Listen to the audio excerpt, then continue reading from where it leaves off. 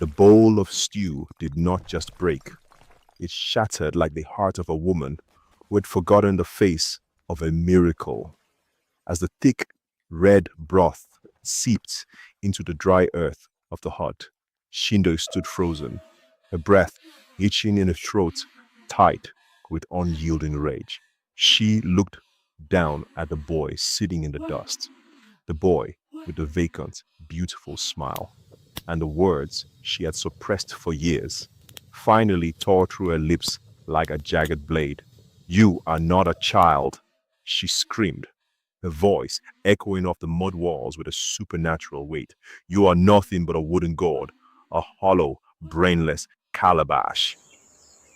In that heartbeat, the air in the hut turned ice cold, and the boy began to shrink, his skin hardening into a pale yellow rind.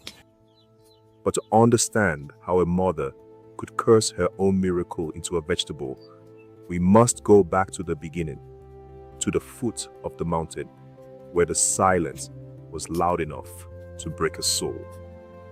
Welcome to African Folklore by Chidi. Today, we unravel the mystery of a woman who grew a family from the dirt, only to realize that a tongue is a fire that can consume everything it creates. Before we go deeper into the shadows of Shindo Hut, take a moment to subscribe and hit that notification bell. You won't want to miss a single second of this journey, because the ending reveals a secret about the power of our words that will stay with you long after the screen goes dark. Join us and let the ancestors speak. The mountain stood over the village like a silent Georgian giant. At its feet lived Shindo. Her life was a rhythmic, exhausting cycle of too much and not enough. Too much work, not enough hands. Too much silence, not enough voices. Her husband was a memory buried under a mound of stones, and her womb was an empty house that had never known the kick of a child. Every morning, Shindo would wake before the sun, her bones creaking like the floorboards of her hut. She would walk to the river, the heavy clay pots balanced on her head, her neck muscles straining until they burned. "Great Almighty," she cried out one afternoon, dropping a hole in the middle of a vegetable patch. Tears carved muddy tracks down her dusty cheeks. "Look at me. I am a woman of shadows. I wash my clothes alone. I eat my grain alone, and I will die alone. My back is breaking, and there is no one to catch me when I fall. Is this my destiny, or have you simply forgotten my name?" The wind died down instantly. The birds stopped their chatter. From behind a towering baobab tree, a figure stepped forth. He was tall, draped in robes the color of a midnight sky, and his skin shone like polished obsidian. This was no ordinary traveler. This was a messenger. Shindo fell to her knees, her heart hammering against her ribs like a trapped bird. "Do not tremble, Shindo," the chieftain said, his voice sounding like the roll of distant thunder. "The Almighty has heard the cry of the lonely. Take these." He reached into a leather pouch and handed her three small, silver-flecked seeds. Shindo stared at the tiny things in her palm. "Seeds, my lord, I asked for help, for a son, for a daughter. What can a gourd do for a woman whose strength is gone?" The chieftain smiled, a slow, mysterious curve of the lips. "Plant them with hope, water them with your sweat, and guard them with your tongue. For what grows from the earth is often a reflection of what lives in the heart. But remember, Shindo, a miracle is a fragile thing. Treat it as a tool, and it will break. Treat it as a soul, and it will bloom." With those words, he vanished into the shimmering heat haze, leaving Shindo alone with the seeds and 1,000 questions. What would you have done if a spirit gave you seeds instead of the child you begged for? Would you have laughed in bitterness, or would you have dug the soil? Shindo chose to dig. For 7 days, she watched the patch of earth by the river. On the 8th day, the ground cracked. Vines, thick and vibrant green, surged out of the dirt like living emeralds. They didn't just grow, they raced.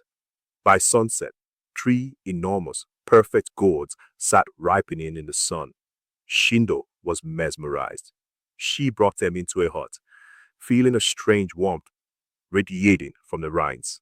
She placed 2 on the roof to dry in the traditional way, intending to sell them as calabash jugs. But the third one, the finest, smoothest gourd of them all, she placed by the warmth of a cooking fire. "You will be my personal jar," she whispered, stroking its surface. "Perhaps you will hold the water that cools my throat after a long day." That night, Shindo slept a deep, dreamless sleep, unaware that the air in her hut was beginning to vibrate with a soft rhythmic humming. The next morning, as Shindo trudged back from her fields, she stopped dead in her tracks. Smoke was rising from her chimney. The scent of roasted maize and savory greens wafted through the air. "Thieves!" she hissed, grabbing a sturdy stick. She crept toward the door, her heart racing. But when she burst inside, there was no thief.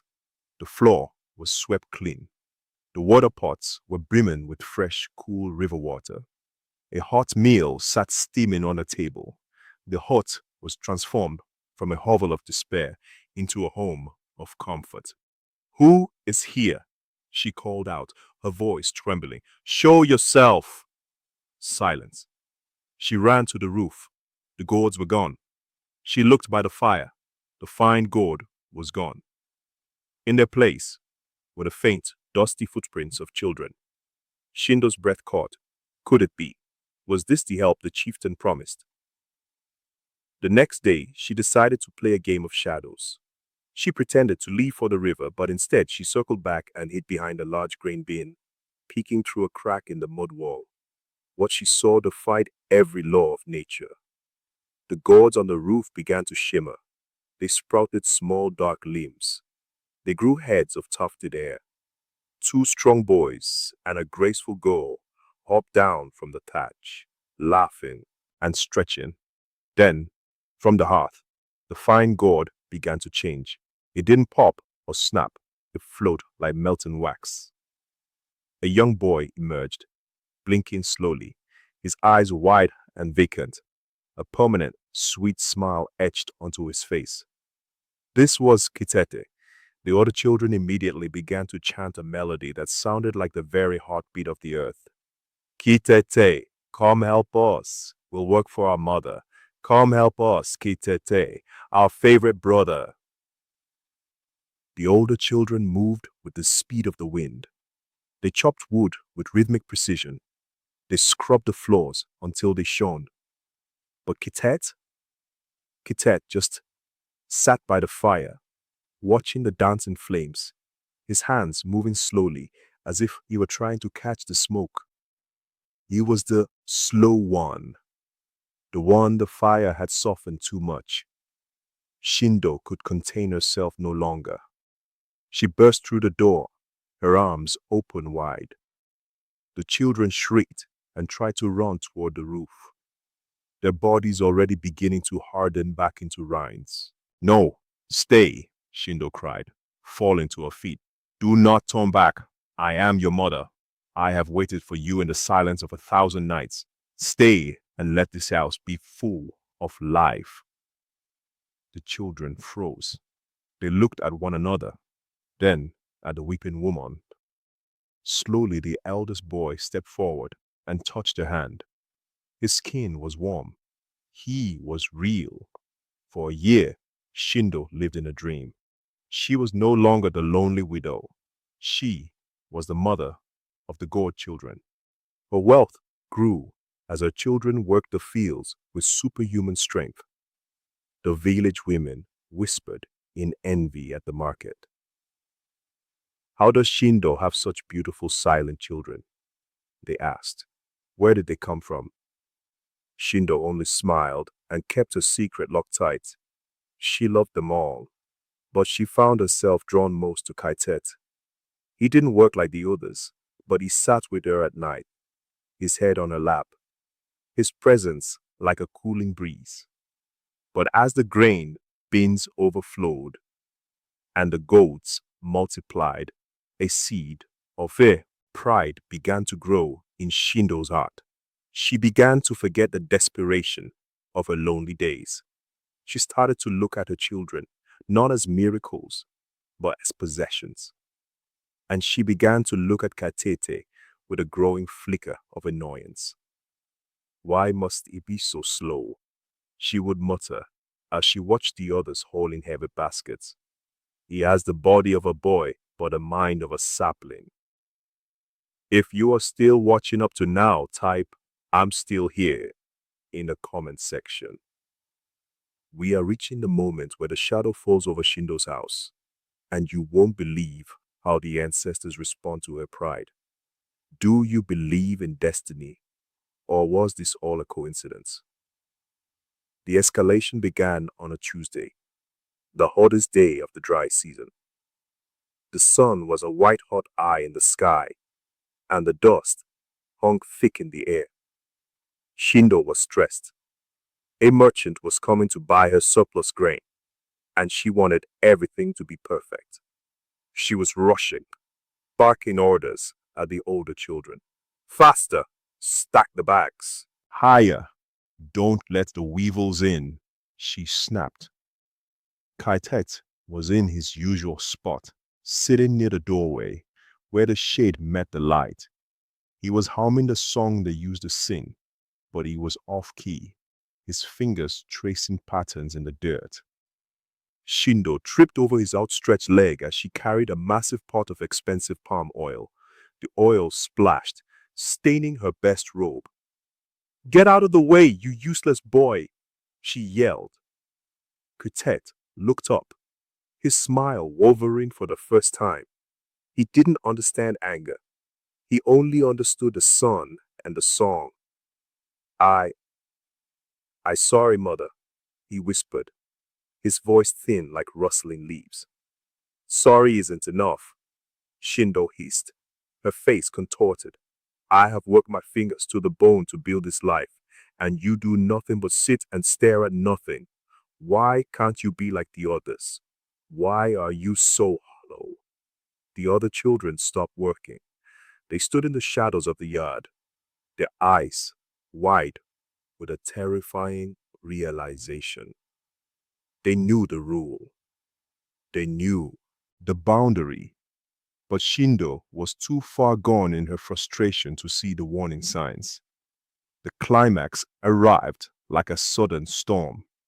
Shindo had spent the afternoon preparing a complex stew for the visiting merchant. It was filled with rare spices and tender meat. As she moved toward the hut, the weight of the clay pot was immense. Kaitet, wanting to show his love, stood up to open the door for her, but his movements were clumsy. He slipped, his shoulder bumping into Shindo's arm.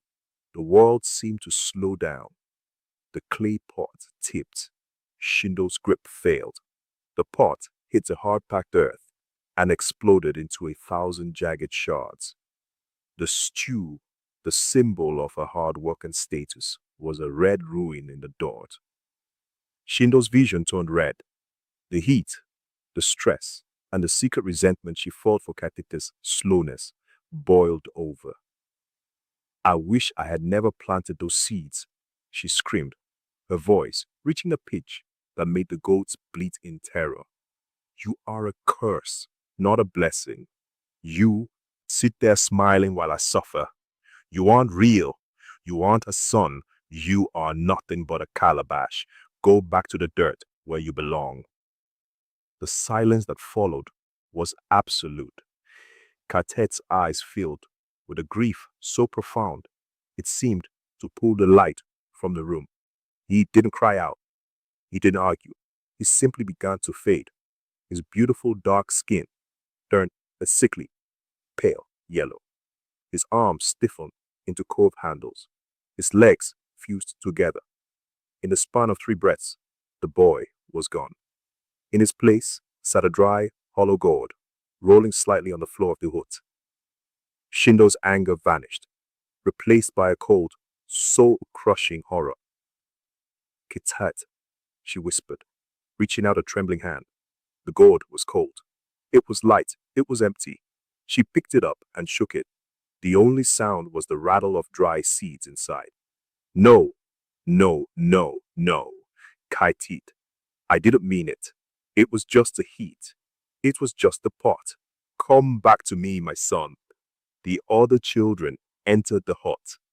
They didn't look at Shindo with love anymore.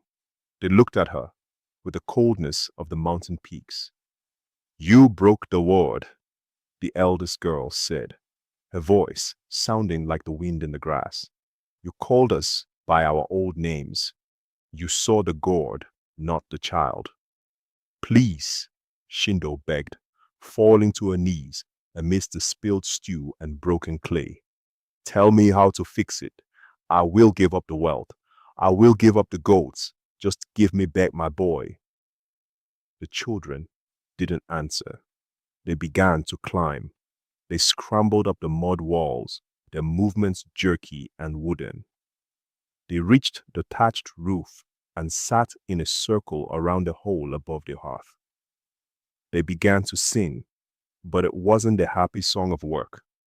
It was a funeral dirge for a family that had been murdered by a mother's tongue. Kitete, he cannot help us, they wailed. Mother has called the earth. Mother has invited the rind. Come back to the roof, brothers and sisters. The dream is over. The silence has returned. As they sang, Shindo watched in agony as her children, her beautiful, helpful children, turned back into gourds one by one. The 2 boys on the roof hardened into jugs. The girl became a wide-mouthed bowl. Shindo ran from one to the other, kissing the cold rinds, her tears wetting the wood, but there was no heartbeat, no warmth, just the mocking sun and the smell of spilled stew. She sat in the center of her hut, surrounded by gourds. She was rich in grain, rich in land, but she was once again the loneliest woman at the foot of the mountain. She realized then that the slowness of Kitete was never a flaw. It was a test. It was the Almighty asking her, can you love something that gives you nothing but its presence? And she had failed. Days passed. Shindo did not eat. She did not drink. She only held a Kitete gourd to her chest, rocking back and forth. I am sorry, she whispered into the hollow shell.